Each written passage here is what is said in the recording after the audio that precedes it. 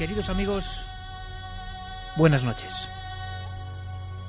Fijaos, estoy haciendo el programa desde un lugar que podríamos bautizar como Estudio Cero. Un lugar rodeado de libros, muy en penumbra. Estoy junto a la luz de una vela y su forma flamígera proyecta sombras curiosas. Una de ellas es en verdad una escultura pequeña de barro cocido. Quiero que la conozcáis porque ha llegado a mi vida muy recientemente como regalo de cumpleaños. La tengo mirándome fijamente. No mide más de 20 centímetros, pero tiene un extraño poder. Es una de las últimas de su especie. Es una superviviente de la historia que os vamos a contar. Es un tema que no es fácil, es complejo, merece la pena el esfuerzo, os lo aseguro, porque quizá estemos hablando de una de las primeras grandes conspiraciones de la historia. Esa figura de arcilla cocida se encontró en 1949 en un poblado llamado Eridu, en plena Mesopotamia, antigua tierra donde los dioses llegaron a la tierra y se mezclaron con los humanos, incluso creando extrañas formas. Pensaban que era un poblado antiquísimo de chabolas prácticamente. Al excavar se encontraron 18 santuarios superpuestos, como un gran rascacielos invertido, todo de culto a los dioses y a los muertos. Y de ahí surgió esta figurilla que me acompaña en el Estudio Cero. Es, queridos amigos, sincronicidad o casualidad, una de las últimas diosas de la fertilidad.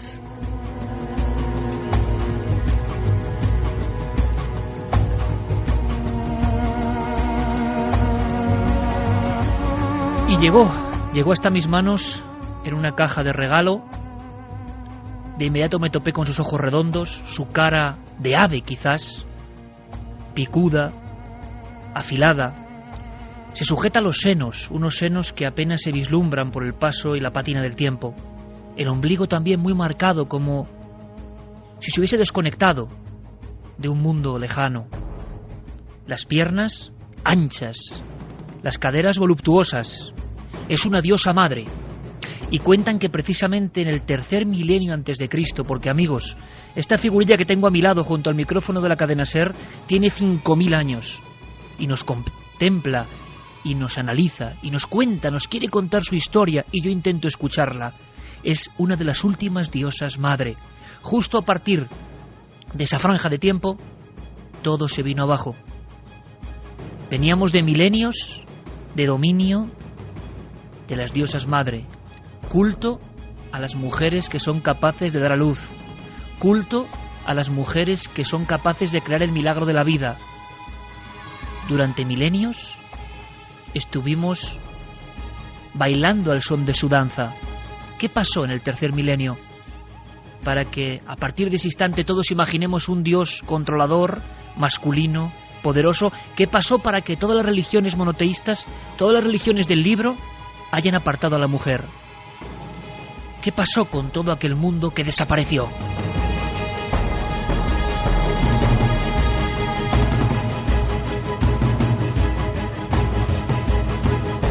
Yo creo, queridos amigos de Milenio, que el tema merece la pena, es apasionante. Ya me conocéis un poco, ya sabéis, lo digo muchas veces, que no tengo los pies bien firmes en la tierra. El hecho de vivir profundamente, intensamente, mágicamente el acto de dar a luz, por supuesto con una libreta casi y un lápiz apuntando, me ha hecho intentar entrelazar cosas que tienen un significado y un misterio. Seguro que todos los amigos, y nos va a ayudar a ello el gran genio Guillermo León, porque en ikerjiménez.com creo que está ya, va a abrir una exposición de esas diosas madre. ¿Por qué nos borraron a las diosas madre? ¿Por qué han relegado a las mujeres de su papel divino? ¿Qué pasó? ¿Qué ocurrió? ¿Qué hicieron mal? ¿Qué hicimos mal? Sabéis todos que hay unas figurillas muy curiosas de mujeres gestantes. Lo que quizá no sepáis es que son las primeras figurillas de la humanidad. Y eso, amigos, amigas, quiere decir algo. Las primeras esculturas, el primer arte humano, representa mujeres embarazadas. Y yo lanzo la pregunta al viento esta noche: ¿por qué?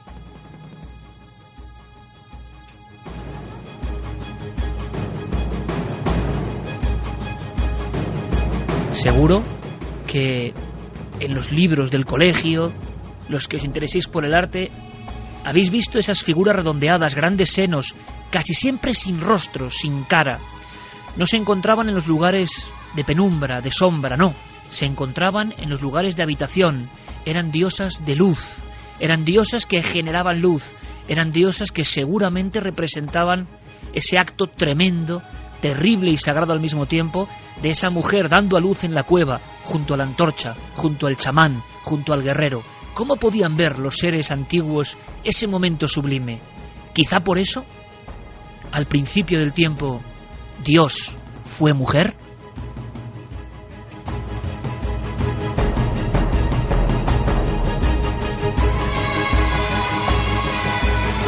Lo apasionante, amigos, de estar siempre con el lazo pendiente para rescatar nuevos temas y planteároslos a vosotros para aprender todos juntos, es que uno encuentra datos que no conocía. Por ejemplo, ya no solo las famosas figurillas de hace 30.000, 28.000, 34.000 años, las más antiguas, repito, no hay esculturas más antiguas que se conozcan. Algunas polémicas existen, pero las principales son las llamadas Venus prehistóricas.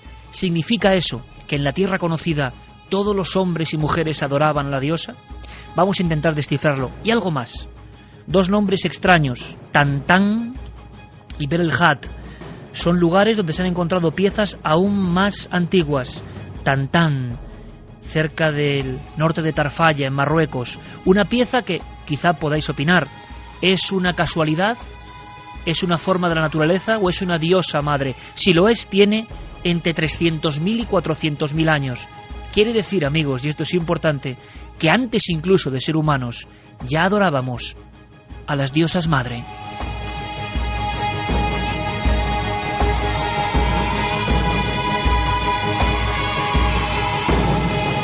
Y a la mismísima sombra del monte Hermón, en Berejat Ram, en los altos del Golán, se encuentra en 1981 un equipo de arqueólogos, se encuentra otra figura con la misma polémica. Parece una mujer, senos grandes, sin cara, ese código extraño de la antigüedad. Pero la polémica, muchos no quieren admitirlo. ¿Será solo casualidad, erosión, o es que está ahí la primera pieza? 280.000 años antes del ser humano, antes del Homo sapiens sapiens, estas figuras. Tenemos amigos de excepción, como siempre, tenemos una encuesta, tenemos muchos más temas, pero quiero que escuchéis a un hombre, Pepe Rodríguez, bien conocido de todos los amantes del misterio, el auténtico especialista en sectas español, porque hizo un libro en 1999 bien raro. Lo llamó ¿Por qué Dios nació mujer? O Dios nació mujer en su última edición. Dios nació mujer. ¿Por qué? ¿Por qué se atrevió de alguna forma a poner este titular tan importante? ¿Qué opinaba? Le escuchamos. Pues porque la primera concepción que tuvimos los humanos de un ser que gestiona toda la realidad fue femenina. Es un concepto relativamente reciente que nació cuando adquirimos el pensamiento lógico-verbal hace unos 30.000 años más o menos, y las primeras estatuillas con representaciones femeninas, de diosas femeninas, de madres de la naturaleza femeninas, es de esa edad, de hace entre 30.000, 25.000 años, y el concepto de una divinidad masculina es infinitamente más reciente. Hubo sin duda, un gran cambio, una gran decadencia, cambió el mundo, rotó el eje de lo femenino a lo masculino, porque hemos salido perdiendo, el mundo sería diferente. Es cierto que el Código Da Vinci fue éxito mundial porque atrajo de nuevo como un imán a la sensación de ese arquetipo perdido, el símbolo de la mujer diosa. Es cierto que hubo una mujer llamada Lilith como primera mujer de Adán, que no quiso ser sometida y que hoy sigue siendo venerada. ¿Qué ocurrió? ¿Y en España? ¿Existe el culto a alguna diosa desconocida que ha sido tapado por el tiempo? ¿Y qué pasa ahora? Conexión con la actualidad. ¿Está renaciendo el culto a la diosa madre? Yo creo que es un tema de vital importancia. Escuchad a Carmen Posadas, autora famosísima, reputadísima. Hizo un libro, quizá no su libro más conocido, llamado A la sombra precisamente de Lilith. Y para ella, después de un arduo estudio, no hay duda. El Dios como hombre existió mucho después. El hombre, por naturaleza, supo que Dios era mujer.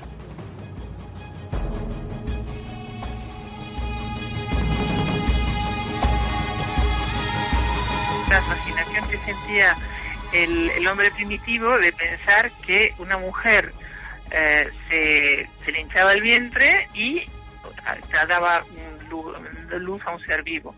Ellos no podían, de ninguna manera podían saber que la concepción, o sea, el acto sexual, estaba directamente relacionado con esta posibilidad de la mujer de dar luz, ¿no? Y durante mucho tiempo, pues las Venus estas del Paleolítico, pues eran mujeres embarazadas porque nosotros éramos diosas y dábamos luz a seres vivos.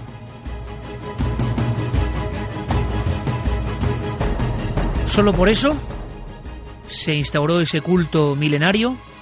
Vamos a lanzar muchas preguntas. Esta noche, en Milenio 3, el enigma de las diosas madre.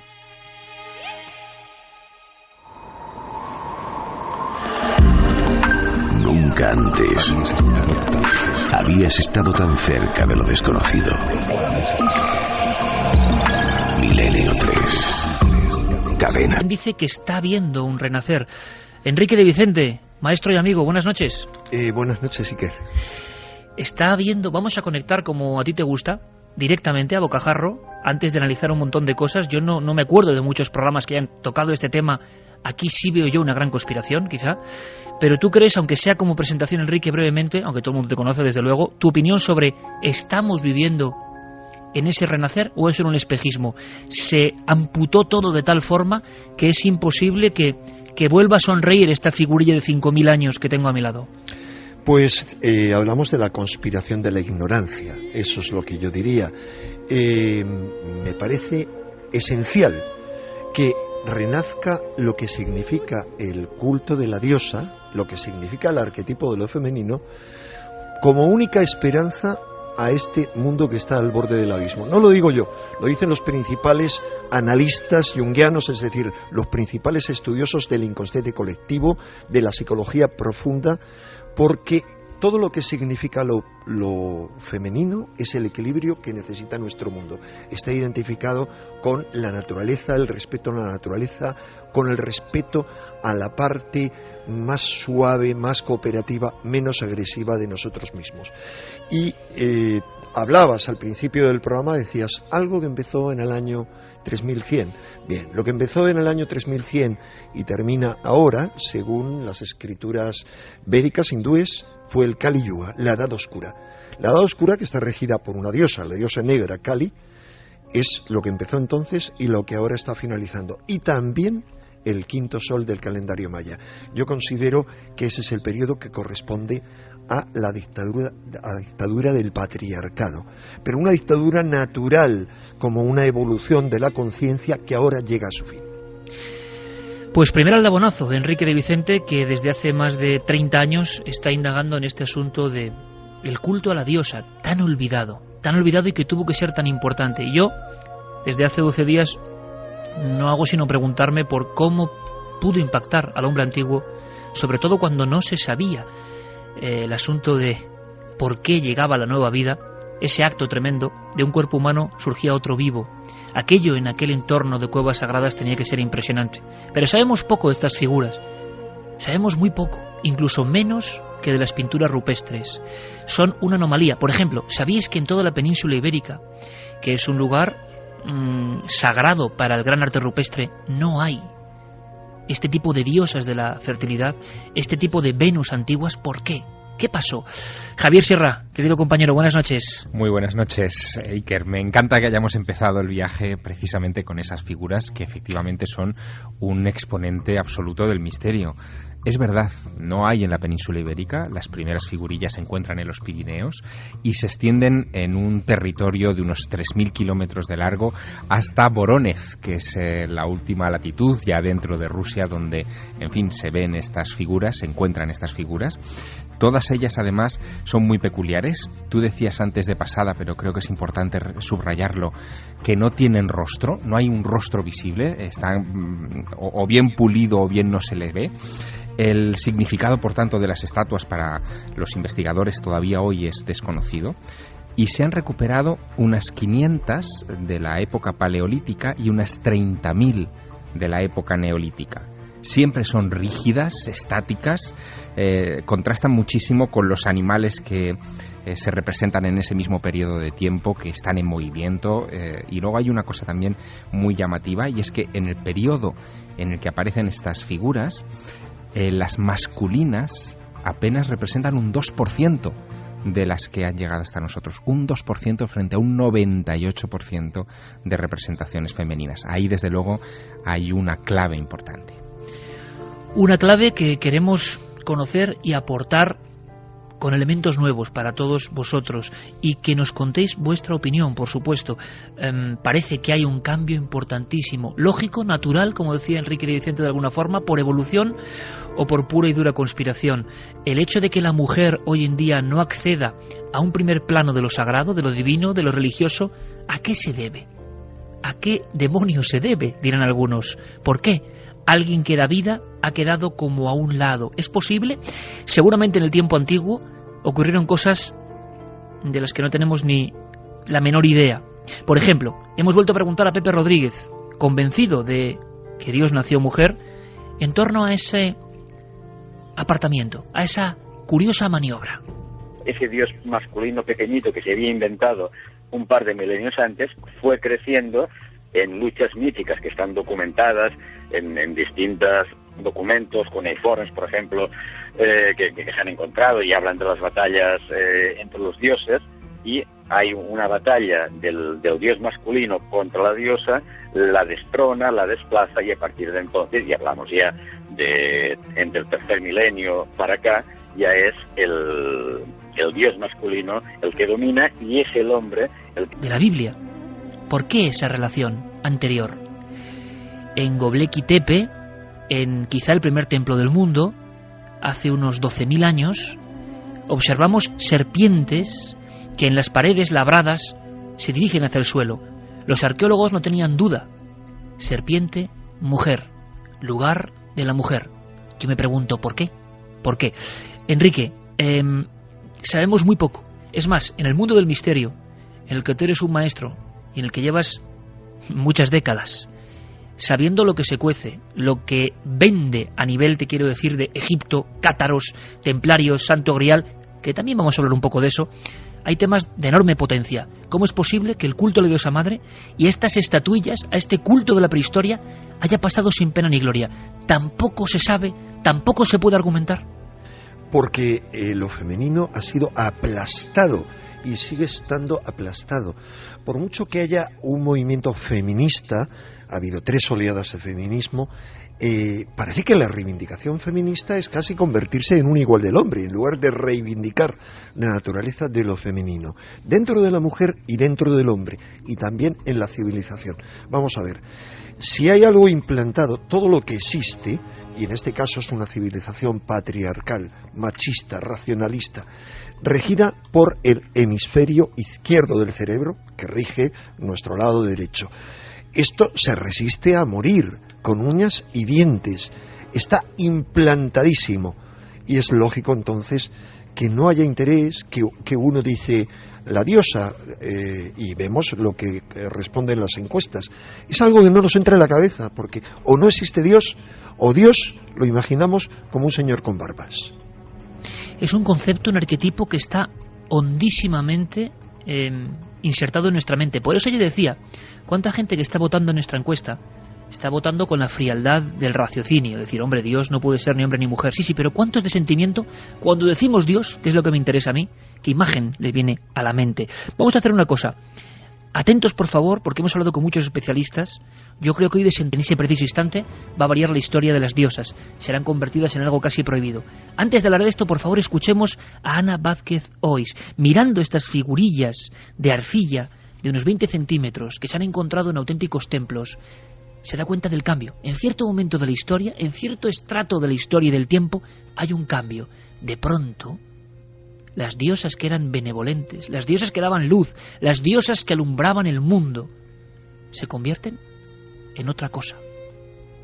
En un momento determinado, cuando la sociedad es patriarcal, por ejemplo, en el área de lo que son las culturas cananeas, son totalmente femeninas, y en cambio lo que conocemos ya, por ejemplo, a través del Antiguo Testamento, es la primacía del dios masculino que está sobre la diosa femenina. Y entonces a esa divinidad femenina es muy curioso porque se la convierte en monstruosa. Y mirando en los catálogos, lo he hecho durante varios días, mirando en los viejos libros que ahora mismo me observan, Sumer, Mesopotamia, los misterios de la arqueología de toda esa zona, nos damos cuenta de ese elemento. Algo ha cambiado y aparece la serpiente, una y otra vez. Santiago Camacho, compañero, buenas noches. Buenas noches, Iker. Ha habido muchos especialistas que han dedicado parte de su vida, especialistas muy famosos, este tema no es baladí, a grandes compendios afirmando que existía, y me parece muy interesante redescubrir nuestros primeros dioses, que existía una diosa blanca. Efectivamente, el tema ha llamado la atención de importantísimos intelectuales, antropólogos, historiadores de todas las épocas. A aquellos que tengan la equivocada idea de que el tema que vamos a tratar, que estamos tratando esta noche, es algo filosófico o es algo más o menos espiritual que no tiene mucha relación, como bien decía Enrique, que reflexionen que prácticamente toda nuestra situación actual, toda nuestra cultura, todos los últimos milenios de historia posiblemente tengan su fuente en este tema.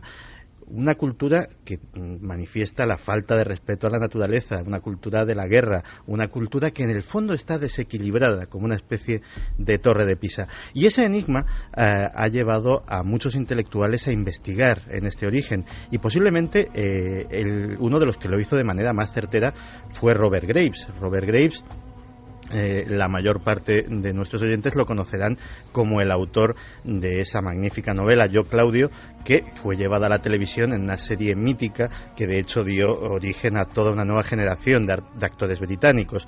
Pero Graves a sí mismo no se consideraba realmente un novelista. De hecho, tiene más de 120 libros y las novelas forman un pequeño porcentaje de esa obra. Entre esos libros de ensayo, que eran los que realmente a él le gustaba escribir, él decía que la novela la utilizaba para ganarse la vida y que realmente el ensayo era su vida, hay uno que es maravilloso, La diosa blanca. Y en La diosa blanca él analiza perfectamente este asunto. El libro es extenso, es un libro muy denso y que no es de fácil lectura y que tiene muchísimos pliegues, muchísimas facetas. Yo me he quedado con dos que tienen mucho que ver con lo que estamos tratando esta noche. Una de ellas, y muchas veces has dicho, Iker, en esta mesa que los que nos sentamos aquí somos poetas, pues bien, tiene que ver con la poesía. Para Graves, no solamente la poesía, sino prácticamente todas las manifestaciones artísticas del mundo antiguo son en realidad, en su origen, culto religioso a la diosa entendida como musa, a la diosa que esa potencia generadora, el artista, el poeta, se transfiguraba, intentaba absorberla y convertirse él también en generador. Tú fíjate lo que hubiese cambiado la humanidad si esa esencia creadora hubiese sido permanente y hubiese sido vista de esta manera. Pero también Graves se centra en que la diosa no es solamente la diosa madre, que es su manifestación más conocida, sino que en realidad es un ser trino, es casi una santísima trinidad de la diosa que tiene tres aspectos fundamentales. El primer aspecto es el de la Virgen no entendida como la Virgen María cristiana, sino como la Diana cazadora, como la jovencita. Chemari decía, había gran mortandad entre parturientas en aquella época, las figurillas serían imágenes mágicas para que tengan un buen parto y no mueran. Edurne decía, la figura femenina es la representación del cosmos, nuestra naturaleza es cíclica y todos los meses volvemos a revivirla, al igual que la luna o las estaciones del año. Tony Pomar decía, siempre que me preguntan si creo en Dios, contesto, Dios es una mujer y además de piel negra, y la gente reflexiona. Un saludo y gracias por el programa.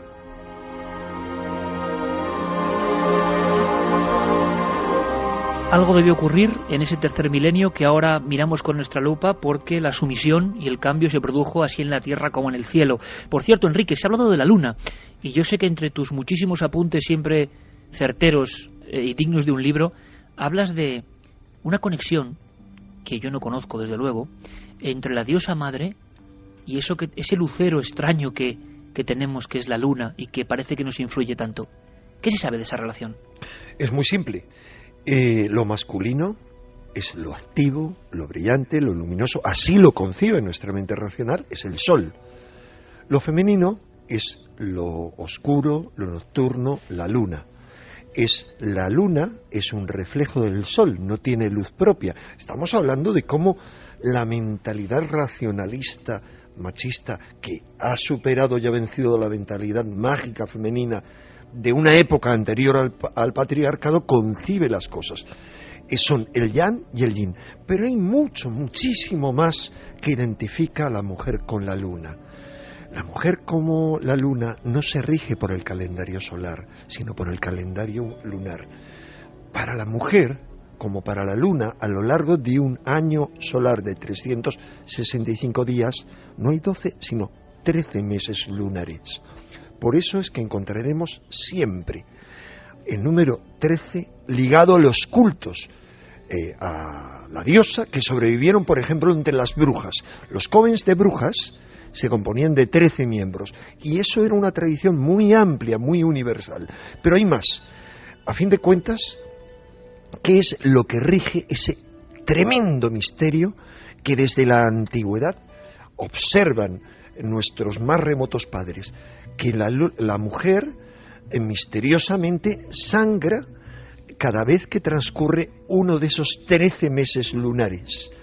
Es la menstruación, es una herida sagrada que, por lo que tenemos como referencia de los últimos milenios, impone un terror tremendo, un rechazo, una aversión. Es algo maldito. Nadie quiere vivir en diferentes civilizaciones junto a la mujer que está menstruando. Hay miles de supersticiones que lo consideran, por ejemplo, que la mujer cuando está menstruando se está junto al vino, el vino se vuelve ácido o amargo. Lo mismo ocurre con el azúcar, se la aleja, y así siguiendo en cualquier actividad. Es una maldición sobre eso, que es algo realmente divino. Pero hay un misterio más, y es que de pronto esa mujer que sangra cada 28 días, que es un mes lunar completo, de repente deja de sangrar. Hay algo que se ha roto en su relación con la luna. No solo deja de sangrar, sino que poco a poco su tripa empieza a hincharse y da a luz a la vida. Un milagro sorprendente que sin duda a nuestros más primitivos antepasados les debió parecer algo absolutamente inconcebible. Siempre en su mentalidad algo regido por la luna. Desde esa menstruación, desde esa herida sagrada que fue tan maltratada y que, sin embargo, en un pasado más remoto fue reivindicada, que fue reivindicada por todos los rebeldes como fueron las brujas en su origen, y que hoy vuelve a ser reivindicada, es algo siempre relacionado con la luna, con lo oscuro, con lo femenino. Desde mi punto de vista y desde el punto de vista de los mejores analistas del psiquismo humano, es hora ya de reivindicar la unión entre el sol y la luna, y solo eso va a dar equilibrio a nuestro mundo.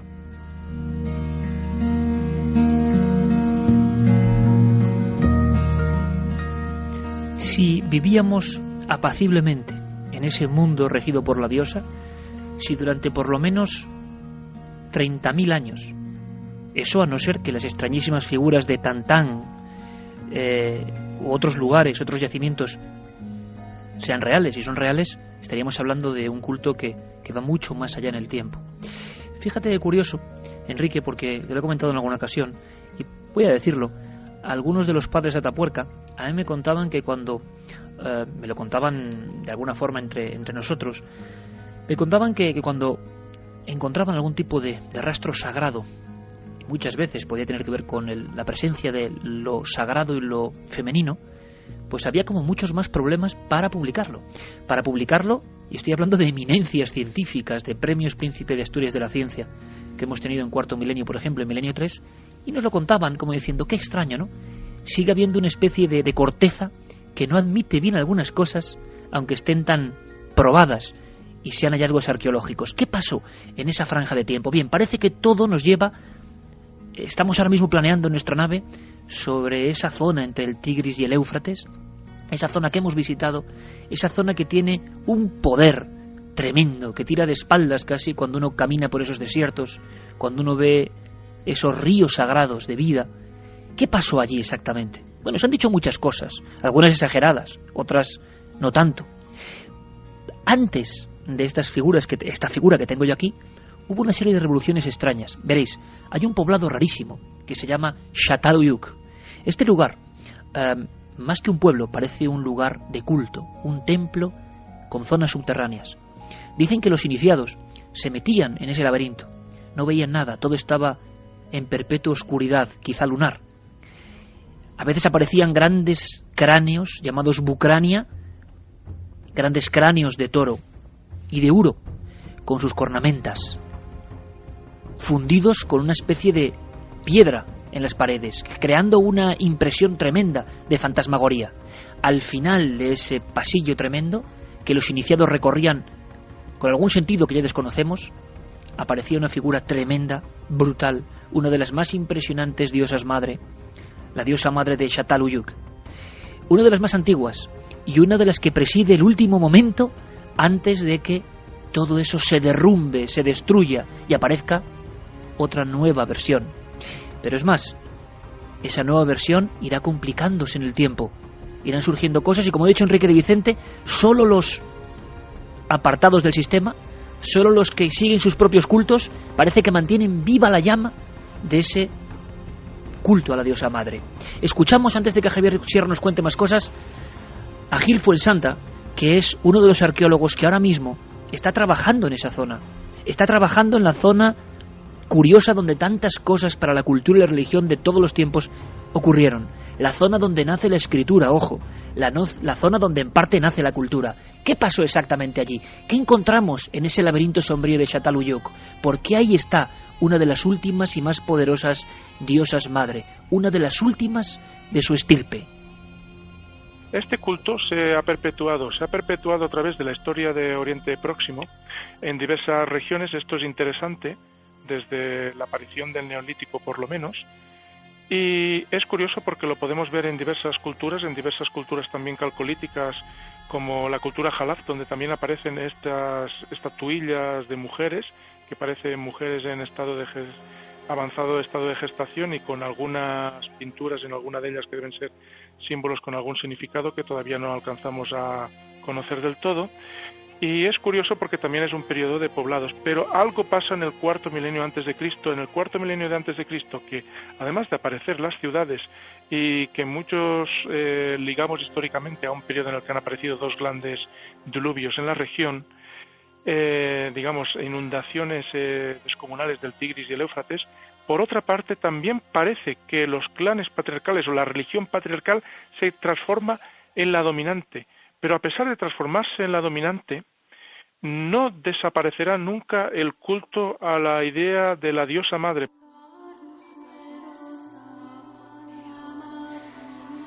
Javier, se ha especulado mucho con qué pudo pasar. Hoy tenemos esos grandísimos murales con escrituras misteriosas, estas figurillas, esta que me mira a mí, con esta cara alada, pero en ese momento o se convierten en monstruos o pierden incluso la cabeza, las figuras acéfalas. Algo ha pasado en esa Mesopotamia.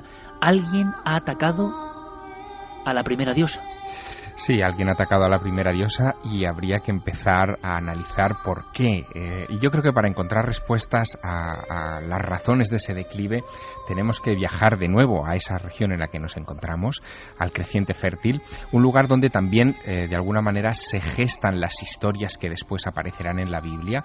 No olvidemos que Abraham es de Ur, es decir, del actual Urfa, muy cerca, por cierto, como muy bien sabes, de todos estos lugares que estamos describiendo. Como Göbekli Tepe, y en esa zona comienzan a surgir una serie de historias muy, muy llamativas. Si nos vamos al primer libro de la Biblia, al libro del Génesis, ahí ya se cuenta por qué la mujer cae en desgracia. Es la historia de Eva. Eva lo que hace es acceder al árbol de la ciencia y del bien y del mal y tomar de él el fruto que la convertirá en un ser diferente, y ese fruto se lo dará a Adán y le hará caer en ese pecado. De alguna manera es el fruto que les dará consciencia. Pero fíjate, hay otro detalle muy curioso, otra cosa que sirve para incriminar a las mujeres, para señalarlas como las pecadoras. Francis Crick. Francis Crick descubrió este elemento en 1953. Francis Crick muere en julio de 2004 en Londres. Y a los pocos días de morir, la prensa británica publica una historia que yo me he encontrado en estas 48 horas que me parece alucinante. Resulta que Francis Crick reconocía en unas notas que cuando él descubre la espiral de ADN en los laboratorios Cavendish de Cambridge, lo había hecho bajo la influencia del LSD, de drogas alucinógenas, que de repente le liberaron de la manera racional de entender el mundo y comprendió cómo era la estructura. Y ahora mi pregunta, Iker, ¿y si en el mundo antiguo la ingestión de una manzana, es decir, de una sustancia que abre la conciencia, nos hubiera hecho diferentes y nos hubiera hecho ver la serpiente? Çatalhöyük es uno de los pocos santuarios dedicados a la diosa, porque está fuera del Mediterráneo, que no conozco personalmente.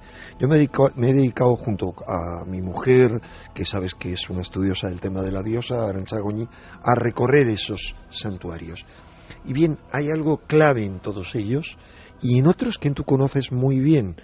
En esas cuevas, que en determinado punto de ellas hay pinturas que están tanto en el norte de España, en Cantabria, como en Francia. Un nexo común, y es ese pasillo enorme y al final una gran sala. Es lo mismo que ocurre en uno de los monumentos megalíticos más asombrosos de la antigüedad y más antiguos, que es el de Newgrange, en Irlanda. De repente, el primer rayo de sol, ahí o en otros sitios, dependiendo de los sitios que sean, bien en el equinoccio o bien en el solsticio, penetra y marca un determinado punto de esa oquedad que hay al fondo, que simbolizan lugares como Newgrange o colinas artificiales que existen en todo el mundo. Bien, según muchos estudiosos, son un símbolo de la diosa. Por ejemplo, la colina de Avebury en Inglaterra. Y como esa, miles y miles de colinas que han sido construidas en América del Norte, en América del Sur, insisto, por miles. ¿Qué es lo que están representando? El símbolo de la mujer, de lo femenino, que es el cáliz, el santo grial, pero en ese caso invertido. Es decir, esa es la forma del santo grial. Al igual que otros monumentos, que son los dólmenes, los menires, en este caso, son el falo masculino. Son los grandes símbolos, el cáliz o representación de lo femenino y la espada representación de lo masculino.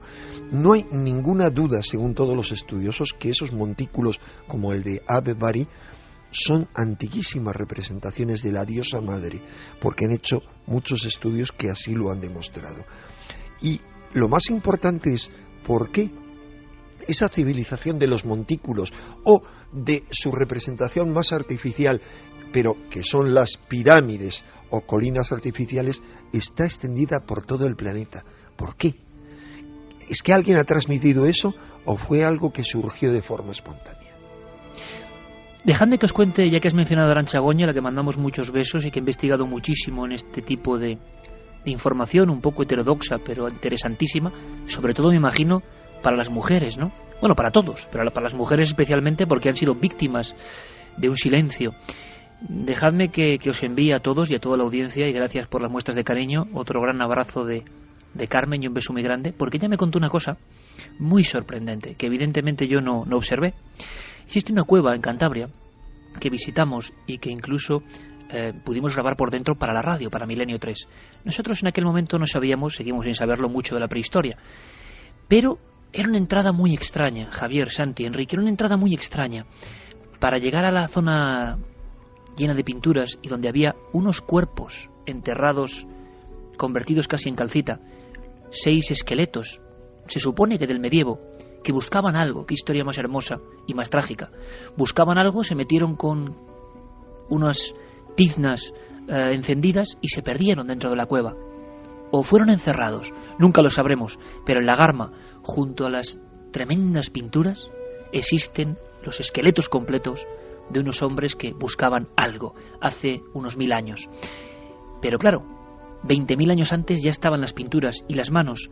Una de las manos, Enrique, Javier, Santi, es tremenda. La estoy recordando ahora y se me pone la carne de gallina porque, a diferencia de una mano normal, tiene una uña de mujer larga en el dedo gordo, en el pulgar, y es la principal de la estancia y genera una sensación muy rara en quien la ve con las linternas modernas. Salir de ese lugar es curioso. Hay que hacerlo por una extraña oquedad. Hay que poner el cuerpo en una posición muy rara, muy rara. Yo no lo entendía. Carmen seguramente tampoco. En las clases preparto pusimos mucha atención a cómo el ginecólogo saca al niño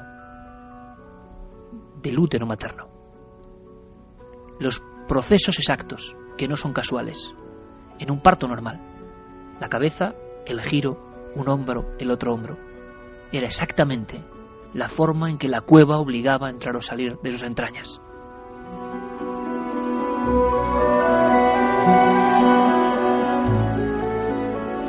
Y por supuesto que vamos a hablar de ese enorme éxito, ese arquetipo, ese inconsciente colectivo que se removió con el Código da Vinci, que traía en el fondo la historia de la mujer divina. Pero por favor, escuchad de nuevo a Carmen Posadas, que nos habla de Lilith. Quiero saber algo más, aunque sean retazos. ¿Quién es esta revolucionaria? Carmen Posadas. Adán tuvo 2 mujeres, que la primera fue Lilith, una mujer libre que no quiso someterse a subordinarse al hombre, y que entonces Dios la castigó, la echó del paraíso y fue como se convirtió en una paria, ¿no? Y después Dios le dio una segunda compañera a Adán, que fue Eva, la mujer que la sacó de su costilla, por tanto la mujer sometida. Santi, Javier, Enrique, ¿estáis de acuerdo con esta versión curiosa y yo creo que no muy conocida para el gran público? A Lilith no se la conoce prácticamente porque en la Biblia solamente la cita Isaías muy de pasada y realmente no da ninguna información sobre ella. Tenemos que recurrir al Talmud y a otras tradiciones antiguas para encontrarla. Y claro, cuando nos la tropezamos, la historia que nos cuentan es muy sorprendente.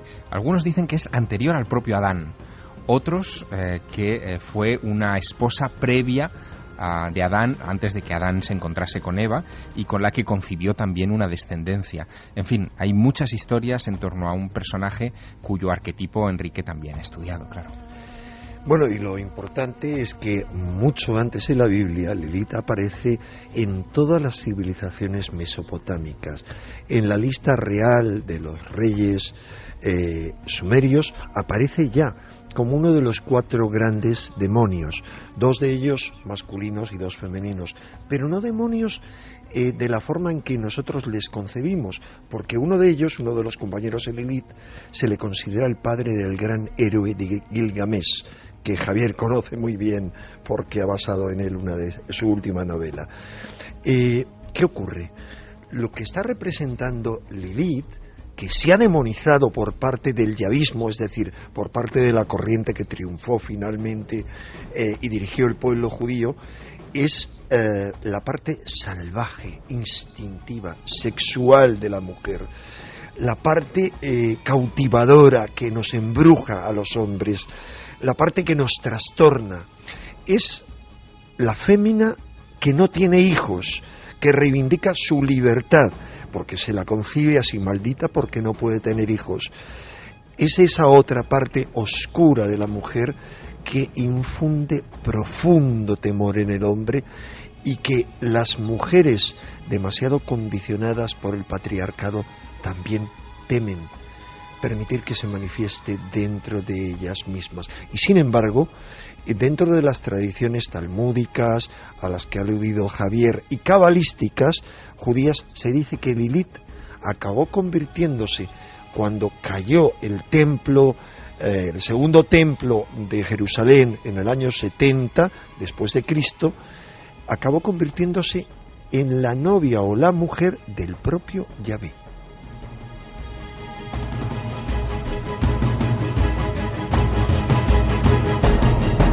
como por fortuna hoy se puede investigar, se puede indagar con un clic, que también resulta un poco milagroso, ¿no? Podemos tener de inmediato piezas del arte, documentos, archivos arqueológicos en cada una de nuestras casas, pues podrán ver nuestros amigos y amigas las representaciones que hay de Lilith, casi siempre pelirroja, y que la tradición cuenta que se alió con los demonios y que incluso luego era una figura recurrente en las visitas de íncubos, súcubos y toda esa fauna misteriosa y oscura. Es decir, fue demonizada por su libertad, por su arrojo. Lo que viene ahora sí que es potente, porque seguramente muchos hablamos de las Sagradas Escrituras y no las hemos repasado con el cuidado, por supuesto, del catedrático Antonio Piñero. Le pedíamos un esfuerzo que condensase en apenas minuto y medio. Creo que merece la pena, amigos. Escuchad muy bien, porque está claro que cuando llegan las Sagradas Escrituras, esa ruptura, esa demonización, ese ataque a la mujer, lo que no había sido 40.000 años antes como mínimo, ya se está gestando, ya es una realidad. Y esa realidad se expresa con palabras muy duras, palabras sagradas, quizá, no lo sé, pero durísimas. Las escuchamos en boca del más indicado para contarlas, Antonio Piñero. Si yo en el judaísmo considero ya esencialmente a la mujer en la misma creación por parte de la divinidad un ser secundario, a mí me parece que más ofensivo que esto no lo hay. En el cristianismo, después del judaísmo, ocurre exactamente lo mismo, pero el cristianismo se diferencia del judaísmo en que recoge una cierta veta judía de una animadversión por la mujer que es espantosa. Tenemos un testamento de los 12 patriarcas, una obra judía, pero aceptada por los cristianos y solo por los cristianos casi como sagrada. Y dentro de los testamentos de los 12 patriarcas, el primero, el testamento de Rubén, que en torno a la mitad del testamento, hoy día sería el capítulo 3 y 4 y 5, tiene un ataque a las mujeres como yo no he visto jamás. Oh varón, huye de las mujeres porque son unas pérfidas, porque son unas malvadas, porque realmente, como no pueden nada contra ti, porque tienen menos fuerza, utilizan en todo momento el engaño y la seducción para hacer contigo lo que quieren. Y él, dentro del Islam, porque siempre tenemos que ver las tres religiones, pues yo diría que también es desde siempre en el sentido de que hay muchísimos textos en los que la mujer primero no tiene personalidad jurídica y encima además resulta que ese sometimiento llega a tal grado que se inculca la posibilidad de pegarle físicamente, cosa que no aparece de ninguna manera ni en el judaísmo ni en el cristianismo.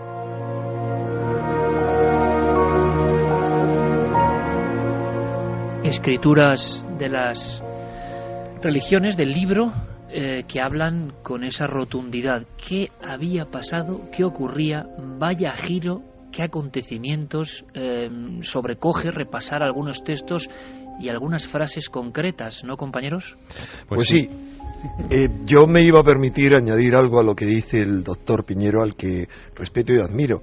Y es que no ha hablado del gran libertador, del gran feminista, de ese hombre extraordinario que es Jesús el Cristo, que es el gran feminista en una época en la que la mujer, en esa época, en lo que llamamos hoy Israel, en Palestina, en Tierra Santa, la mujer era poco menos que un Kleenex.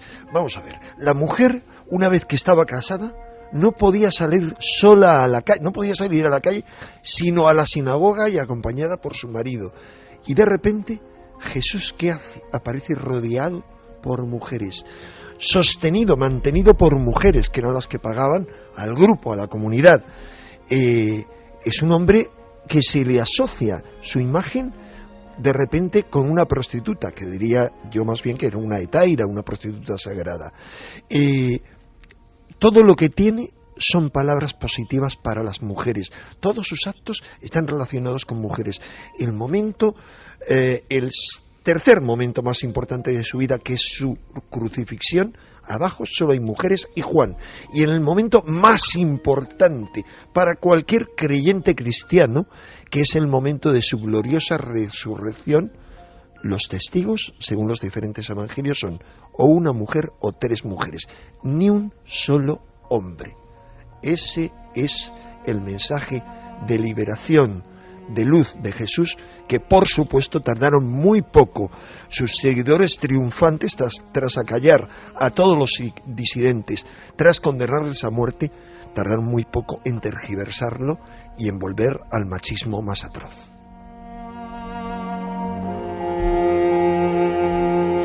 ¿Y qué pasaba en nuestra tierra, en la península ibérica en aquel momento? O cercanos a aquellos siglos más o menos, culturas que hemos tenido pues también dándoles la espalda, como la cultura íbera, que es impresionante en sus figuras. Nadie sabe quiénes son las damas de los Cerros de los Santos o las célebres damas de Elche o de Baza. Lo que sí sabemos es que los artistas expresaban en ellas, mediante el hombre, lo que no es del hombre, lo que el hombre no alcanza. No eran mujeres. Es tan absurdo, tan de risa lo que comentaban algunos estilistas de hace unas décadas, los mismos que decían que las Venus prehistóricas eran un canon de belleza. En fin, con esa lejanía de las cosas y del espíritu se cuentan algunas historias en arqueología. Hoy sabemos que eran divinidades en el siglo VII, VI, V antes de Cristo, en tierras del Levante español. En 1971, cuando surge la efigie de la Dama de Baza, cuentan los integrantes de ese comité arqueológico que todos al mismo tiempo, ateos y creyentes, sintieron un escalofrío en el espinazo, sintieron que los dos ojos de la Dama de Baza venía del otro lado del tiempo para preguntarles algo, para mostrar su tremendo poder. Se sentía ese poder, pero muy pocos, es curioso, muy pocos investigadores españoles han intentado explicar quiénes son las damas, qué representaban, qué conexión hay entre ellas. Ana Vázquez Ois es una de las pocas mujeres arqueólogas, historiadoras, que ha seguido esa pista y ha encontrado algunos datos que también son interesantes con lo que hemos contado a estas alturas. Vais a verlo. Esas damas que conocemos, que son sobre todo las del Cerro de los Santos, son sacerdotisas, pero de tipos de divinidades que no conocemos, que yo sí interpreto como que había una divinidad femenina ligada con los cultos de las serpientes y la manipulación de las serpientes.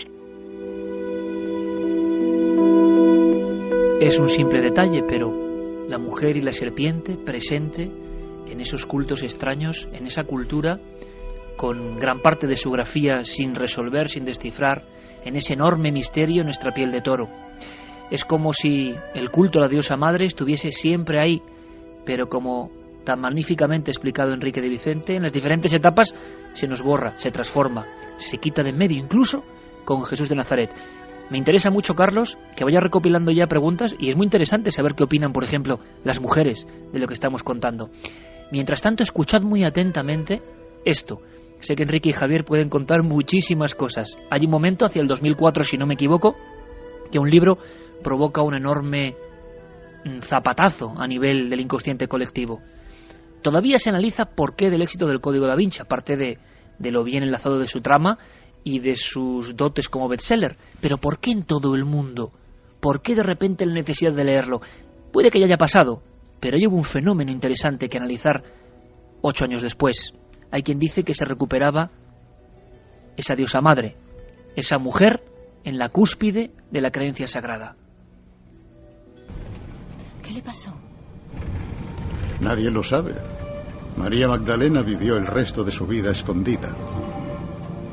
Los zelotes siguieron persiguiéndola incluso después de su muerte, intentando destruir la prueba de su existencia. Pero siempre tuvo a su lado a sus caballeros, hombres valientes que juraron protegerla. Venerarla ante su sarcófago y arrodillarse ante los huesos de María Magdalena era evocar a los que habían sido despojados de su poder, a los oprimidos. Al final, el priorato escondió sus restos y la prueba de su linaje tan bien que la mayoría creyó que su sarcófago, el Santo Grial, se perdió para siempre.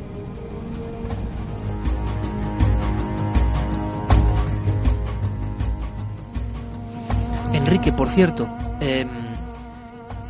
hay una especie como de corriente que dice, indica, si me lo puedes contar muy breve para penetrar en lo que ha significado y por qué el Código da Vinci ha hecho renacer todo esto, si es que es así, que son los cátaros.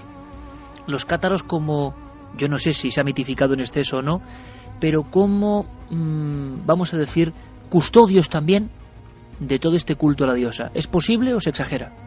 Vamos a ver, es que no son solamente los cátaros, es que hay una revolución en torno al año 1100 que recorre toda Europa y que es una reivindicación de lo femenino, no solo son los cátaros. Ciertamente los cátaros, hay algo muy importante de entrada. Los cátaros realmente son la versión europea de otro movimiento que son los bogomilos. Los bogomilos, ¿dónde nacen? Nacen en la península balcánica. ¿Y qué significado tiene la península balcánica para la diosa? Todo.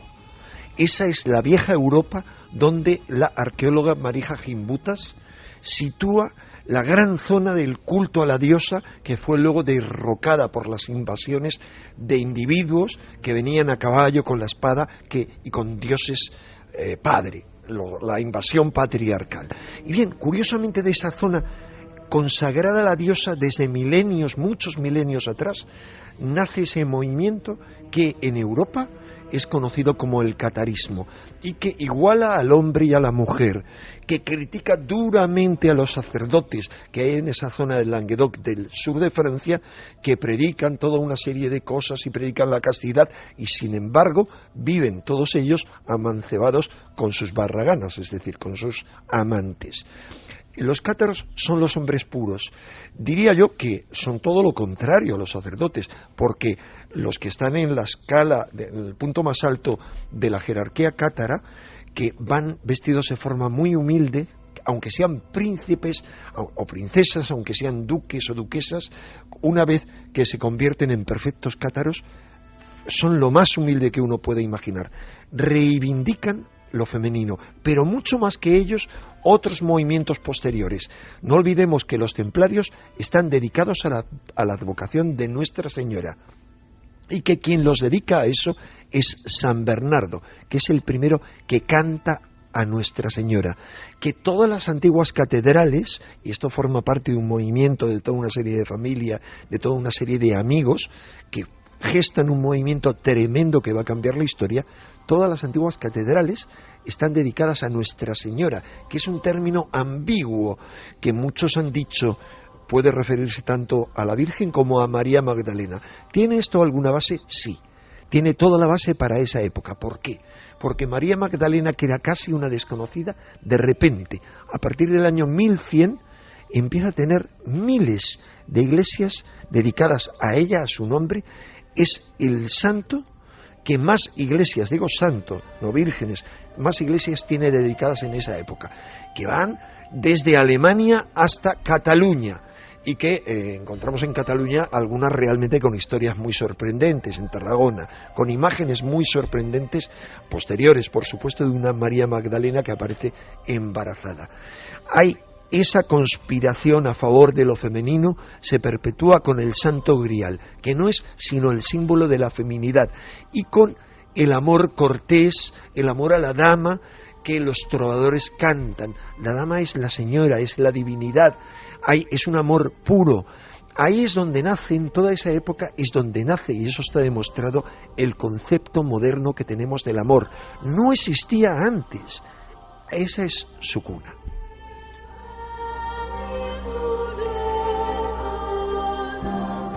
Y envueltos por esos cánticos nos encontramos, precisamente proveniendo del Código da Vinci, de todo su revuelo. Javier Sierra es nuestro bestseller internacional, que duda cabe. Y él ha conocido muy bien todo lo que se ha gestado en torno al Código da Vinci, en torno a otras muchas obras. De alguna forma, todo el mundo hablaba a favor, en contra, pero hablaban. La gran cuestión es si eso despertó algo muy importante que estaba ahí dormido y que recibió el eco mundial. Bueno, lo que despertó, y espero que Enrique incluso lo pueda matizar, es la vieja guerra entre, digamos, la visión masculina y la visión femenina del mundo, porque inmediatamente, si lo recordarás muy bien, quienes hicieron la mayor campaña de publicidad al libro, tratando de acabar con él, fue el Opus Dei y la Iglesia, que de alguna manera encarnaría esa visión masculina de la divinidad, que para la que desde luego sería muy incómodo la visión femenina, ¿no? Pero fíjate, hay un detalle que uno se lo tropieza pese a haber pasado por la lectura de esa novela de Dan Brown varias veces, y que a mí me ha llamado también la atención en estas últimas horas preparando el programa. Recordaréis que el Código da Vinci empieza con un asesinato en el Louvre del conservador del museo, que se llama Jacques Saunier. Bueno, pues este hombre estaba preparando, según se cuenta en los primeros capítulos del libro, un tratado de iconografía del culto a las diosas. Es decir, que estaba justo ya ese personaje hablando de la Venus de Willendorf o de, en fin, todas las divinidades por las que hemos paseado esta noche, marcando definitivamente que la presencia de la diosa en el Código da Vinci no era una cuestión accidental. Formaba parte o forma parte del ADN intrínseco de esa novela, que efectivamente se ha convertido en un antes y un después en la literatura masiva mundial. Sí, que ha sido un revulsivo tremendo, al menos es lo que yo vi en su momento, cómo fascinaba sobre todo a muchísimas mujeres, más allá de las cualidades o defectos que tenga como novela, eso no importa. También era una enciclopedia cargada de toda una serie de conocimientos, de datos, un Reader Digest con multitud de conocimientos, muchos de ellos desconocidos para la gente, heterodoxos, heréticos, pero más allá de eso, para mí la clave, lo dije en su momento, es que era como un puñetazo en el inconsciente colectivo. Era una reivindicación de lo femenino. Todo en torno a lo que gira el Código da Vinci es femenino. Es una búsqueda del grial, que es el símbolo femenino, es el cáliz frente a la espada. Es también la reivindicación de la diosa. Constantemente se habla del culto a la diosa. Es la reivindicación de María Magdalena como figura más importante del cristianismo después de Jesús. Y en esto no está errado, en el sentido de que se sabe que a finales del siglo I, más bien a principios del siglo II, hay una referencia ya de padres de la Iglesia que atacan a la llamada iglesia de María Magdalena. Es decir, existía una iglesia de María Magdalena que fue destruida a sangre y fuego. Y más allá de eso, uno va avanzando en la novela y va encontrando multitud de elementos relacionados siempre con María Magdalena, con lo femenino. De hecho, la protagonista principal es una mujer de supuesta sangre real, supuesta descendiente de Jesús y María Magdalena. Me río, porque eso sí me parece que es una majadería sin ninguna base documental anterior al año 1100, a partir de ahí sí, pero es una mujer que se llama Sofía. ¿Y qué es Sofía? Sofía es el último nombre que recibe la diosa dentro primero de las corrientes heréticas del cristianismo y luego incluso en amplias campas del cristianismo. Es la diosa de la sabiduría. De hecho, la principal catedral de Constantinopla, que luego fue reconquistada y reconvertida por los musulmanes, se llama la iglesia de Santa Sofía.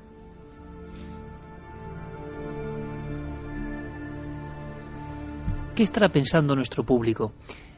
¿Qué preguntas están ahí ya alineadas con críticas? Ha habido algunas cosas, por ejemplo, lo que decía Antonio Piñero, de verdad, sobrecogía el alma, yo creo, pienso. Pero, ¿qué pensáis vosotros? Esa siempre es la clave de este programa, y ahora iremos a lo actual. ¿Qué pasa hoy? Quizá la marea del Código da Vinci ha reabierto heridas o ha sembrado de luz nuevos caminos para ese culto a la diosa. Carlos, por favor, una retahíla con las opiniones y la encuesta. Pues Iker, la encuesta de ikerjiménez.com, esa pregunta, ¿cómo veis a Dios? Vamos a ver los resultados tal y como van ahora. Un 44% opina que es sin sexo, el 33,6% opina como hombre, el 15,2% como hombre y mujer a la vez y el 7,2% como mujer. Tremendo, ¿eh? Tremendo el resultado. Ahora me dirán mis amigos qué opinan de ese resultado. Vamos con preguntas. Nuestras vías de contacto, milenio3@cadenaser.com, la página web cadenaser.com y las redes sociales, La Nave del Misterio en Facebook, Twitter y Google+. Por ejemplo, hablabas de comentarios de oyentes femeninas del programa. Anaís Pascual nos mandaba un mensaje que nos decía: ese culto ancestral a la deidad femenina estuvo muy arraigada en culturas como las andinas, ahora tan en boga como los mayas, como con la Pachamama o los Panateneas griegas o nuestra bicha de Balazote. ¿Qué razón tiene el amigo Enrique de Vicente? Natalia Puyol nos decía: una película estupenda sobre la transición del culto a la diosa hacia el patriarcado es Mist of Avalon, Nieblas de Avalon. Felicidades por el programa. Nati Parra nos decía: no sé si será hombre o mujer, pero por lo que nos han inculcado de pequeños siempre hablan de él, por lo que nos han hecho creer que es hombre. Encarni de Lucena: en algunos pueblos andaluces, cuando se hacía la matanza del cerdo, la mujer que menstruaba no podía estar presente, porque se decía que echaba a perder la carne. Mía: el nacimiento de un bebé es la forma en la que la madre naturaleza nos concede otra oportunidad a la tierra. Susana nos decía: hola Iker y tripulantes, acabo de darme cuenta de un detalle bonito que quería compartir con vosotros. ¿Os habéis dado cuenta de que las palabras vida, existencia y creación son femeninas? Pues desde luego nuestra audiencia siempre hila muy fino. Ahora vamos con más mensajes, Carlos, pero fijaos, tengo el recorte, bueno, sé que a Enrique no le sorprenderá, tengo el libro de Diosas de la Antigua Europa aquí en la mesa del Estudio Cero, precisamente tocándolo, de María Gimbutas, donde todas esas formas arcaicas de las culturas Vince, las culturas del Báltico, impresionan. Son lo más parecido, sinceramente, a la imagen que tenemos de los extraterrestres. Pero sinceramente, ojos almendrados, nariz prominente, cráneo bombado, pero luego senos y esas características femeninas. Noticia de hace unas semanas, la primera imagen arqueológica de un parto. Es tremendo, un parto en Poggiocolla, Valle de Mugello, en Italia, parto etrusco, 2600 años de antigüedad. Y decían los arqueólogos: nos quedamos atónitos al ver esta escena íntima. Patriarcal y machista es genética, y esa genética no se cura ni a tiros. Que concedan a la mujer un sacerdocio, como está, por ejemplo, la cuestión en la Iglesia Católica, yo creo que es impensable, porque rompe toda la estructura. Tendría que haber muchísima voluntad de reconocer que esto es un error histórico. Yo creo que hoy día la mujer está mucho más adaptada a lo que es el mundo moderno. Cuando la fuerza bruta fue la cosa más extraordinaria, la razón de la fuerza bruta es la que se imponía, entonces nosotros estábamos sometidas. Ahora la fuerza bruta ya no significa tanto, y ahí viene el auge de la mujer. O sea, los movimientos en la historia todos tienen una razón de ser, y yo creo sin duda que el siglo XXI será el siglo de las mujeres. Santiago Camacho, Enrique de Vicente, Javier Sierra, ¿estáis de acuerdo con lo que dicen Pepe Rodríguez, Ana Vázquez Ois y Carmen Posadas? ¿Cómo vislumbramos este 2012, este siglo XXI, en torno a ese culto perdido? ¿Perdido para siempre o hay alguna esperanza? Pues más vale que haya una esperanza, porque el siglo XXI tiende a la integración de los aspectos masculinos y femeninos, eludiendo esa interpretación del feminismo que es casi tender las mujeres también hacia lo masculino. No, se trata precisamente de que ambos aspectos estén conjugados en los dos sexos, pues o será así o a lo mejor no será. Yo estoy muy de acuerdo con lo que he escuchado de nuestros colaboradores, salvo quizá con Carmen Posadas, porque lo que ha cambiado desgraciadamente es cómo se ejerce la fuerza bruta. A lo mejor antes la fuerza bruta era efectivamente pues lanzarte con un carro de guerra y una lanza e invadir un territorio enemigo. Ahora la fuerza bruta muchas veces se ejerce desde una agencia de calificación en Wall Street. Yo creo que hay que matizar también un aspecto. Una cosa es lo sagrado y otra cosa es lo religioso o lo social. Estamos hablando de la preeminencia de los cultos patriarcales en las religiones del libro, cierto, que son prácticamente inamovibles y que caminan hacia su destrucción. Yo creo que ese es el sentido que van a adquirir en los próximos siglos, pues también es cierto. Pero lo sagrado es un ejercicio íntimo y las mujeres son precisamente la esencia máxima de lo sagrado. Tú lo has experimentado, Iker, hace pocos días, muchos de nuestros oyentes también, cuando estás cerca del momento en el que una mujer alumbra una vida. La visión que tú tienes de esa mujer no puede ser más que divina, es el momento sagrado por excelencia.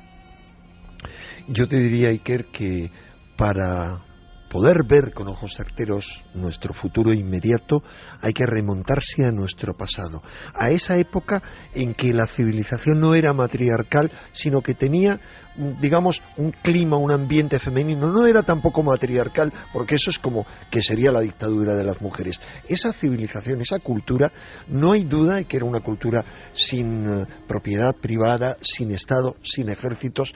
Era una sociedad basada en la cooperación, basada en la solidaridad agrícola, sin armas, sin confrontación, sin sacrificios humanos. Esto es sumamente importante. En esas culturas femeninas no había sacrificios humanos, y luego viene a ser suplantada por todo lo opuesto, por las culturas de los guerreros patriarcales, con armas, con caballos, con esclavitud, con sacrificios humanos. Fue, aunque nos parezca un horror, un salto necesario, una evolución necesaria en la conciencia humana y en el inconsciente colectivo del modelo mágico al modelo racionalista, por decirlo de forma muy simple, pero ahora es obligatorio un nuevo paso. Si no gestamos una civilización radicalmente diferente a la nuestra, que podríamos llamarlo como un nombre que le da mi mujer Arantxa Goñi, un comatriarcado, patriarcado, que esté basado en la cooperación y no en la confrontación, que integre espiritualidad y nueva ciencia, que sea una superación del binomio de la oposición racional y mágico, que sea ecologista y solidario, nuestra civilización está condenada necesariamente a su autodestrucción.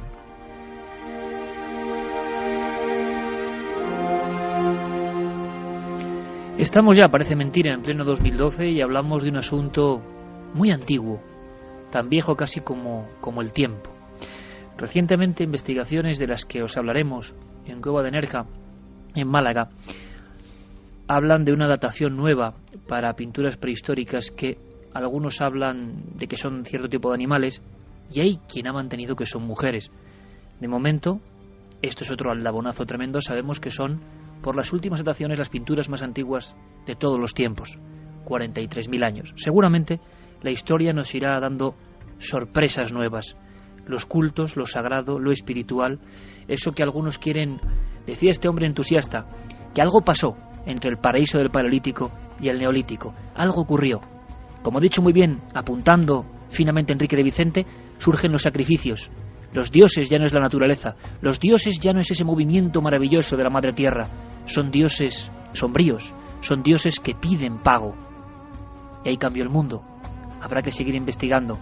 Enrique de Vicente, maestro, gracias por estos apuntes, gracias por desempolvar el viejo libro de la historia no contada y gracias por hacerlo en Milenio 3. Hasta la próxima. Hasta la próxima y gracias a ti, Iker, por atreverte a tratar este tema tan denostado y tan olvidado. Gracias, hasta la próxima. De la diosa. Gracias, maestro.